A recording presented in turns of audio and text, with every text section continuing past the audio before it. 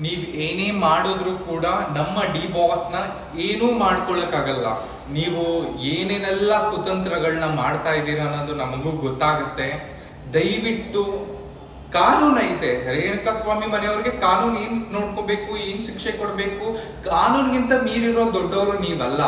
ಓಕೆನಾ? ಕಾನೂನು ಐತೆ, ಕಾನೂನು ನೋಡ್ಕೊಳ್ಳುತ್ತೆ. ಸುಪ್ರೀಂ ಕೋರ್ಟ್ ಐತೆ, ಹೈಕೋರ್ಟ್ ಐತೆ, ಜಡ್ಜಸ್ ಇದ್ದಾರೆ. ನೀವು ದಯವಿಟ್ಟು ಜಡ್ಜ್ಗಳಾಗಕ್ ಹೋಗ್ಬೇಡಿ. ನೀವು ಕಂಪ್ಲೇಂಟ್ ಕೊಡ್ತೀರಾ, ಕಂಪ್ಲೇಂಟ್ ಮಾತ್ರ ಕೊಡ್ಬೇಕು.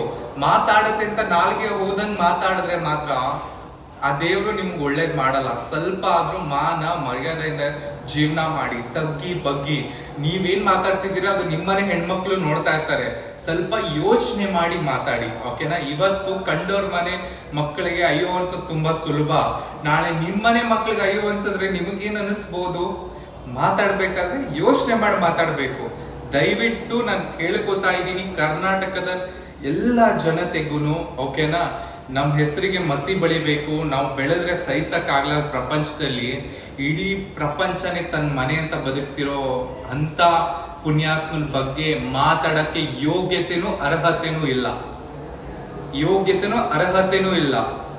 ದಯವಿಟ್ಟು ಇನ್ನು ಮುಂದೆ ಅವ್ರ ಬಗ್ಗೆ ಮಾತಾಡ್ಬೇಕಂದ್ರೆ ಯೋಚನೆ ಮಾಡಿ ಮಾತಾಡಿ. I request you, please mind this word. I request you. So ನನ್ನ ಹೆಸರು ಹೇಳಕ್ ಇಷ್ಟ ಪಡಲ್ಲ.